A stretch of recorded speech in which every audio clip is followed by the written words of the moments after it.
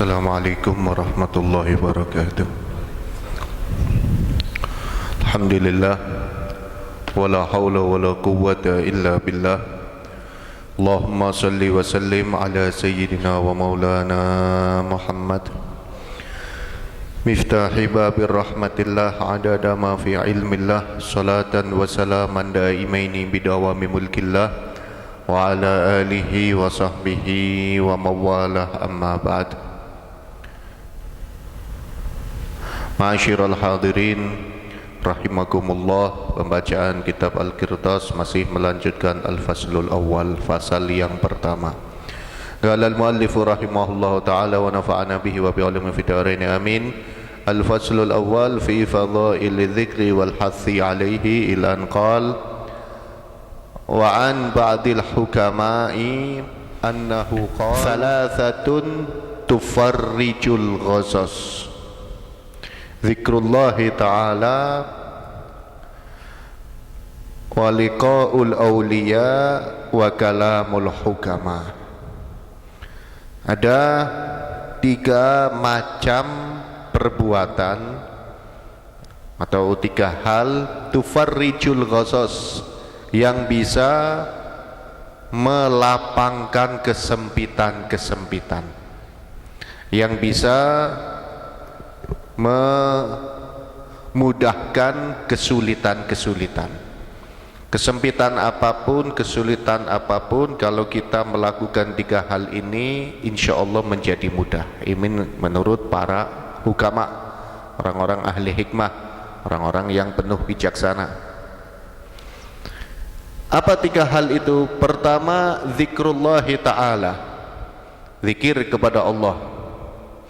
Orang banyak zikir, seruat apapun otaknya, pikirannya, segelisah apapun hatinya, insya Allah dengan memperbanyak zikir, gelisahnya, ruwetnya, gundah gulananya, galaunya bisa hilang. Karena di dalam Al-Quran Allah subhanahu wa ta'ala berfirman, a'udzubillahi minasyaitonirrajim, ala bidzikrillahi tatmainnul qulub. Ketahuilah, dengan zikir kepada Allah hati akan menjadi tenang. Tenang dengan bahagia itu sesuatu yang mirip tapi beda. Tenang dengan senang itu beda. Orang beli motor baru seneng, tapi lama-lama hilang senengnya.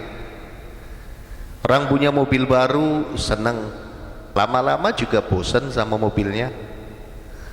Orang punya handphone baru senang, lihat ada handphone yang keluar model baru, speknya di atasnya, dia kepengin itu HP yang lebih baru. Lihat HP yang udah lama, udah nggak senang lagi. Tapi kalau tenang itu tidak berkaitan dengan apapun. Bukan karena mobilnya, bukan karena motornya, bukan karena rumahnya, bukan karena handphonenya, bukan karena istrinya, bukan karena apa-apa. Tenang itu adalah perasaan yang ada di dalam hati, akan tetapi ada penyebabnya.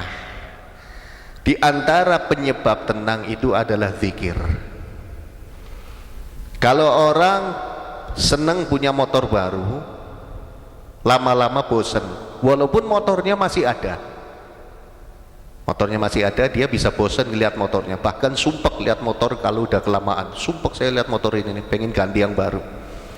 Zikir, ketika orang tadi zikir, hatinya tenang. Berhenti dari zikir, hilang juga ketenangannya. Tapi bukan berarti dia bosan sama zikirnya. Jadi gini, misalkan orang pakai motor lama-lama bosan sama motornya, zikir lama-lama tambah enak. Justru orang yang pertama zikir itu yang kurang bisa menikmati biasanya. Kenapa?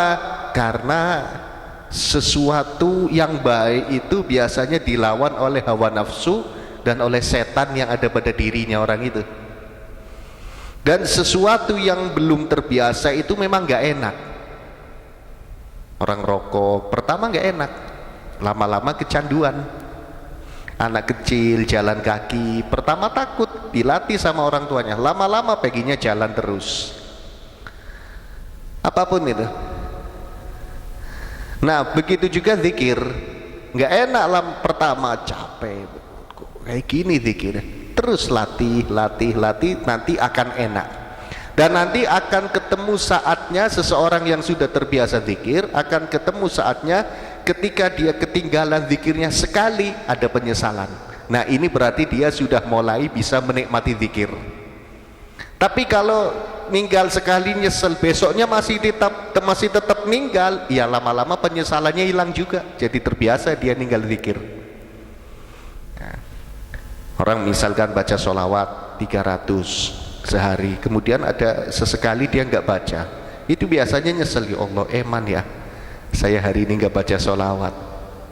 Orang biasa tahajud tiba-tiba kebablasan, itu biasanya sumpek ya Allah biasa tahajud hari ini enggak.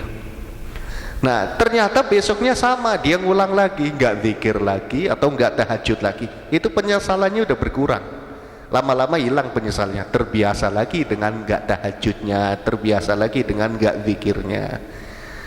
Makanya kita ini jangan sampai sesekali nyoba ninggal amal soleh, sesekali nggak zikir, wah jangan, itu mulainya lagi berat, Dan zikir ini diantara 3 perkara yang bisa menghilangkan kesulitan. Yang kedua, waliqaul auliya, berjumpa dengan para kekasih-kekasihnya Allah. Berjumpa dengan kekasihnya Allah itu obat hati. Kalau di puji-pujian Jawa yang sering kita dengar dari ulama-ulama kita, kiai-kiai kita kan, tombo ati iku ono 5 warnane. Di antaranya wong kang soleh kumpulono, kumpullah sama orang-orang soleh. Kumpul sama orang-orang yang bisa mendekatkan kita kepada Allah subhanahu wa ta'ala.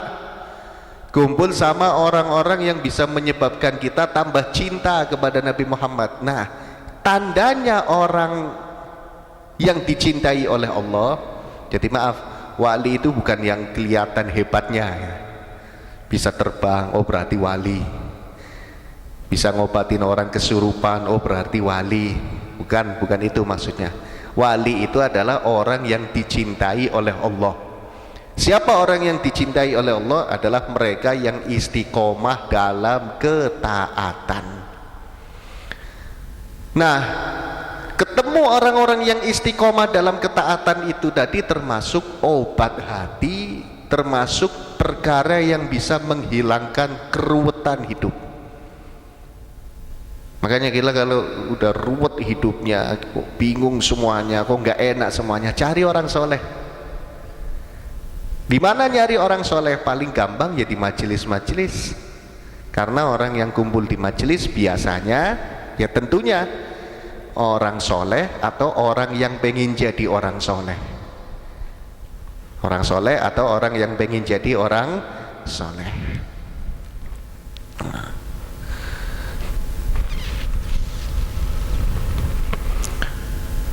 Pernah tentang wali ya, tentang orang-orang soleh, diceritakan di dalam kitab Tanbihul Mukhtarin, ini ada dalam kitab Al-Fawaidul Mukhtarah, bahwa Sa'id bin Jubair ini pernah menceritakan dulu di zaman Bani Israel itu pernah terjadi musim kemarau, paceklik, lama hujan gak turun-turun.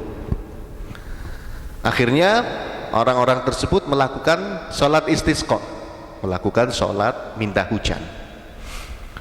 Kemudian raja yang ada saat itu, dia mengatakan, kalau Allah tidak menurunkan hujan setelah kita melakukan sholat istisqa, maka kita ganggu aja Allah, kita ganggu aja Allah Ta'ala.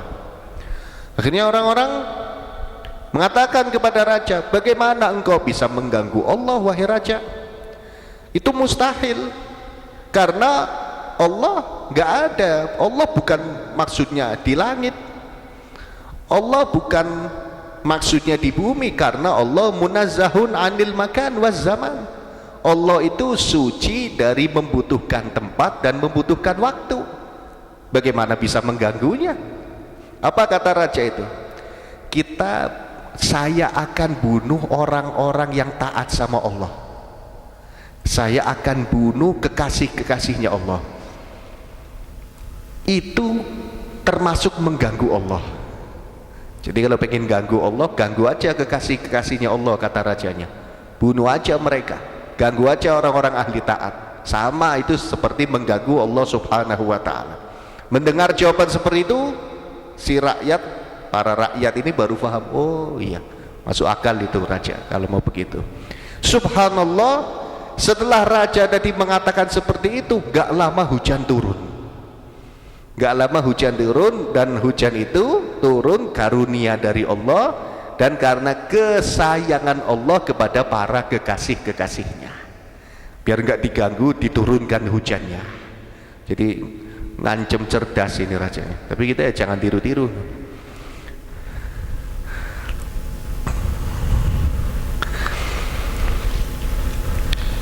Nah, yang bahaya ini ada satu riwayat. Riwayat ini dikatakan oleh Al-Habib Alwi bin Syihab bahwa Al-Imam Asy-Sya'rani mengatakan, "Idza aradallahu salba imani mu'minin sallatahu ala ayyudhiya waliyallah." Apabila Allah ingin mencabut keimanannya seseorang yang beriman, ada orang beriman, Allah berkehendak mencabut imannya, maka Allah takdirkan orang tersebut senang ganggu wali. Na'udzubillah. Jadi kalau ada orang ganggu wali, bisa jadi itu tanda imannya mau dicabut oleh Allah subhanahu wa ta'ala. Ada orang kurang ajar sama wali, ada orang kurang ajar sama orang soleh, ada orang suka nyakitin hatinya orang-orang yang taat, bisa jadi itu tanda Allah akan mencabut imannya kalau dia nggak cepat-cepat taubat kepada Allah subhanahu wa ta'ala. Hanya na'udzubillah, maaf, kita ini jangan jadi dewan jurinya ulama. Bahaya ini, termasuk ganggu wali. Ngaji di sana nggak enak, bikin ngantuk misalkan. Ngajinya sana aja tuh enak. Ini kan berarti kita banding-bandingan ulama. Nah kalau ulama yang kita banding-bandingan itu denger, apa nggak sakit hati mereka? Na'udzubillah. Ngaji di sana enak itu. Kalau ngaji di sebelahnya nggak enak, orang kelihatannya salah semua. Hati kita nggak mungkin bisa cinta ke semua ulama. Hati kita nggak mungkin bisa cinta ke semua orang soleh. Tapi ulama, orang soleh yang kita belum bisa mencintainya, jangan sampai kita merendahkannya. Apalagi karena apa yang diucapkan, apa yang keluar dari wali itu berupa nasihat gak sesuai dengan hati kita, kemudian kita langsung merendahkannya, itu bahaya. Dulu Syekh Abdul Qadir Al-Jailani, kalau nggak salah pernah cerita saya ini waktu masih di rumah sana. Dulu Syekh Abdul Qadir Jailani itu ketika beliau masih nyantri, ketika masih jadi santri, beliau itu punya dua teman akrab. Satu namanya Ibnu Saqo, yang satu namanya Ibnu Abi Usrun. Ibnu Saqo dan Ibnu Abi Usrun. Satunya Syekh Abdul Qadir Jailani. Jadi ini tiga santri yang akrab, tiga serangkai. Suatu ketika, ketiga orang ini sepakat untuk menziarahi seorang wali ghaus yang ada di zaman itu. Berangkat mereka bertiga. Di tengah jalan Syekh Abdul Qadir Jailani tanya sama salah satu dari kedua temannya. Satunya ditanya sama Syekh Abdul Qadir Jailani, "Kamu datang ke wali ghaus ini mau apa?" Temannya yang ditanya jawab, "Saya datang ke wali ghaus ini dengan membawa pertanyaan yang saya belum ketemu jawabannya di kitab. Terus ya saya mau tanyakan ke wali itu, barangkali dia tahu jawabannya, tapi saya yakin kayaknya nggak tahu." Jadi udah ragu ini sama wali, udah ragu sama orang soleh. Teman satunya ditanya, "Kalau kamu kesini ngapain?" Teman satunya ditanya, dia jawabannya apa? "Saya datang ke wali ghaus itu cuma mau ngetes ilmunya. Saya mau kasih pertanyaan yang sulit dan saya yakin dia nggak bisa jawab." Akhirnya dua temannya tadi tanya sama Syekh Abdul Qadir Jailani, lah kamu wahai Abdul Qadir ke tempatnya wali ini mau ngapain? Saya cuma mau minta barokah, saya cuma mau minta ridho. Pertanyaan-pertanyaan kalian saya yakin wali itu bisa jawab. Dan beliau hidupnya sibuk dengan melakukan yang lebih penting dari apa yang kalian ingin tanyakan. Berangkat ini tiga-tiganya. Sesampainya di tempatnya wali Ghaus tadi, lama nggak keluar-keluar sang walinya. Sekali keluar, wali tadi mukanya merah seperti orang marah. Kemudian langsung nunjuk temennya Syekh Abdul Qadir Jailani yang namanya Ibnu Sako. Kamu Ibnu Sako datang ke sini dengan membawa pertanyaan yang kamu gak yakin saya bisa jawab. Pertanyaanmu adalah ini, jawabannya ini, ada di kitab ini, halaman sekian. Belum nanya langsung di apa istilahnya, bukan ditebak ya, dikasyaf itu, ditampakkan pertanyaannya.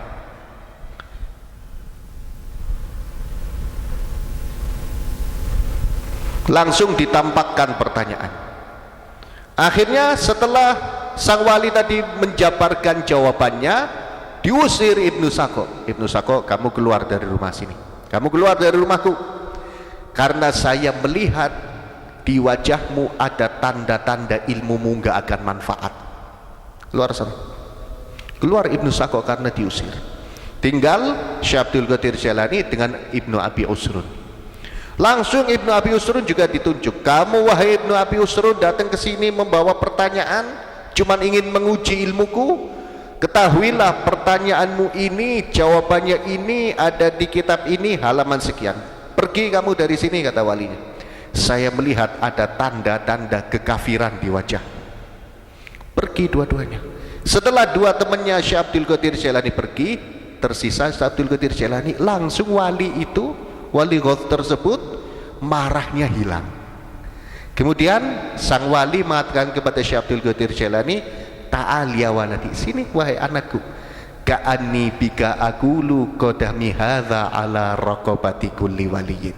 Wahai Abdul Qadir, nanti kamu akan mengatakan kedua telapak kakiku ini berada di pundaknya seluruh wali. Dari saking tingginya pangkat kewalian Syekh Abdul Qadir Al-Jailani. Apa yang terjadi kepada dua temannya Syekh Abdul Qadir Jailani? Pertama ini yang bawa pertanyaan cuman dan gak yakin walinya bisa jawab, Ibnu Sako, pulang sampai ke tempatnya didatangi utusan raja. Utusan raja tadi mengatakan kepada Ibnu Sako, wahai Ibnu Sako, raja lagi membutuhkan seseorang yang ahli fikih untuk kerja di Baitul Mal. Baitul Mal ini tempat penyimpanan zakatnya umat Islam. Gajinya besar, kata utusan raja. Langsung diterima tawaran tadi.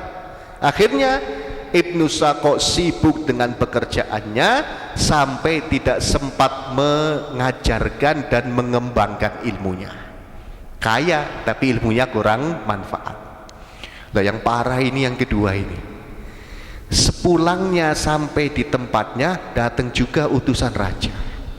Utusan raja tadi mengatakan, wahai Ibnu Abi Usrun, ini raja dapat tantangan dari Raja Romawi.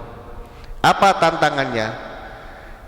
Amirul Mukminin, raja umat Islam ini disuruh ngirim utusan untuk berangkat ke Romawi.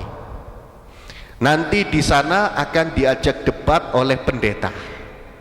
Kalau utusan raja ini menang debat dengan pendeta, maka raja dan semua rakyatnya siap masuk Islam. Tapi kalau utusan dari raja umat Islam itu kalah, cukup utusannya aja yang masuk Nasoro. Cukup utusannya aja yang masuk Nasrani, nggak perlu yang lain. Gimana, kamu siap nggak debat dengan pendeta? Apa kata Ibnu Abi Usrun? Wah, itu masalah kecil, saya siap berangkat, dapat bayaran besar juga. Berangkat ini, sesampainya di tempat tujuan ternyata tidak ada perdebatan. Apa yang terjadi? Ibnu Abi Usrun dimasukkan sebuah ruangan, ternyata di ruangan itu sudah ada gadis yang sangat cantik, pintunya dikunci lagi. Akhirnya Ibnu Abi Usrun berdua dengan gadis yang cantik itu. Yang namanya laki-laki normal, melihat gadis cantik tertarik. Akhirnya Ibnu Abi Usrun, tapi masih kuat imannya saat itu, Ibnu Abi Usrun tanya sama gadis yang cantik itu, kamu anaknya siapa? Si gadis tadi mengatakan, saya anaknya pendeta. Mau nggak kamu nikah dengan saya? Mau, kata gadisnya. Terus bagaimana? Kamu gedor-gedor pintu, bilang mau nikahi saya, nanti dibukain. Kamu ngadep ke bapak saya, menghadap ke bapak saya. Oh iya, gedor-gedor pintu Ibnu Abi Usrun. Bukain pintu, saya mau nikahi gadis ini. Dibuka pintunya. Datang ini Ibnu Abi Usrun ke ayahnya si gadis tadi, dia mengatakan, wahai pendeta, saya cinta sama putrimu. Kata pendetanya, silahkan, tapi ada satu syarat.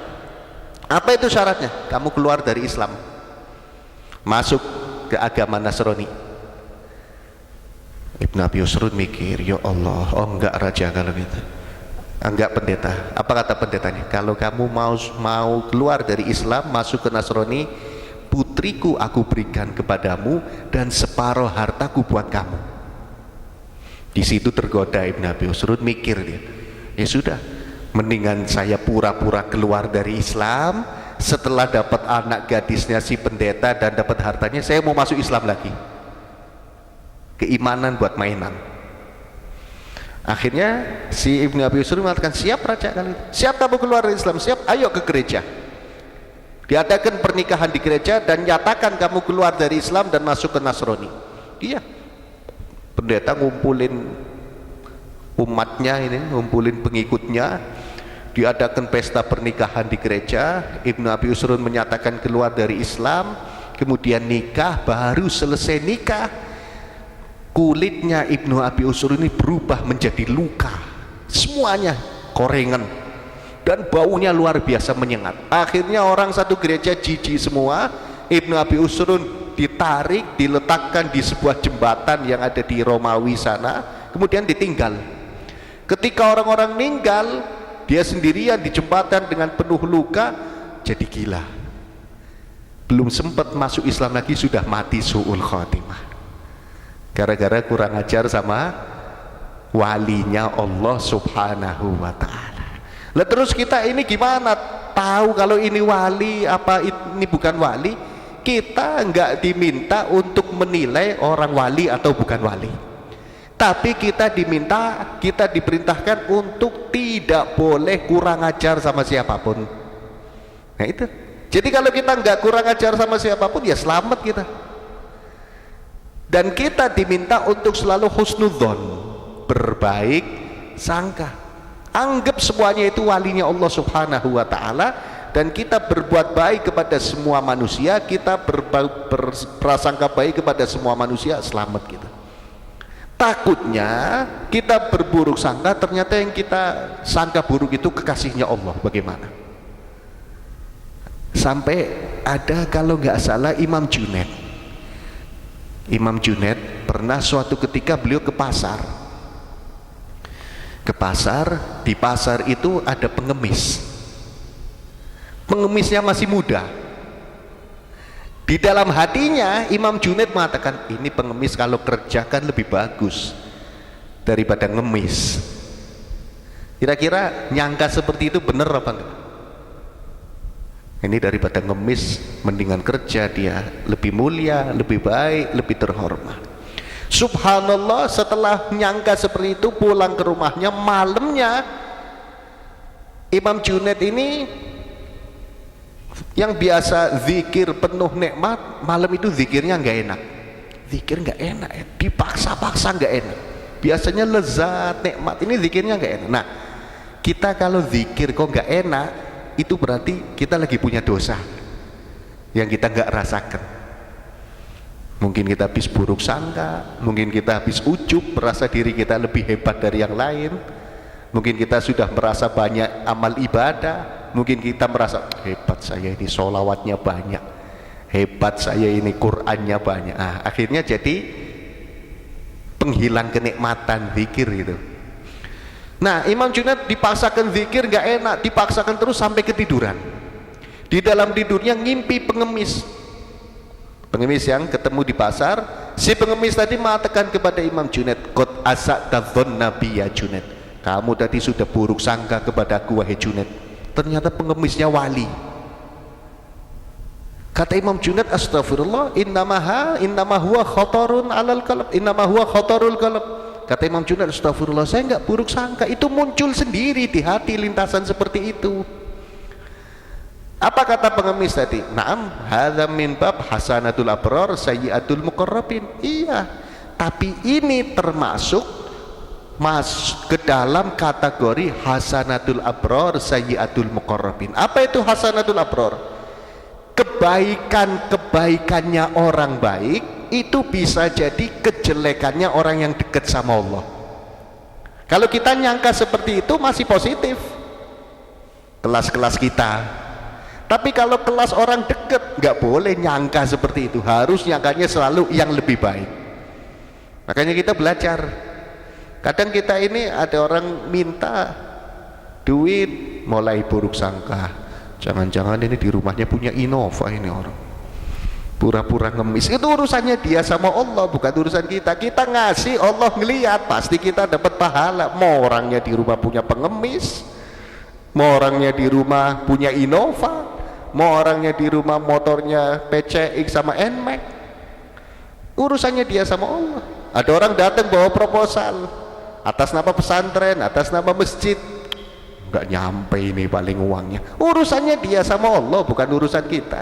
Kita nggak boleh nyari tahu. Wala tajassasu, jangan jadi jasus kita, jangan jadi pencari berita. Ada orang datang mau berobat, katanya ini butuh uang, paling bohong ini, pura-pura. Kasih kalau kita punya rezeki. Nggak punya rezeki, minta maaf, selesai. Nggak usah panjang. Ada orang misalkan lewat pakaiannya lusuh pagi-pagi, belum sholat subuh kayaknya. Urusannya dia sama Allah, bukan urusan kita. Kecuali kita tahu benar-benar, nah, baru nasihati. Jadi jangan sampai kita berburuk sangka karena dikhawatirkan kita berburuk sangkanya kepada wali.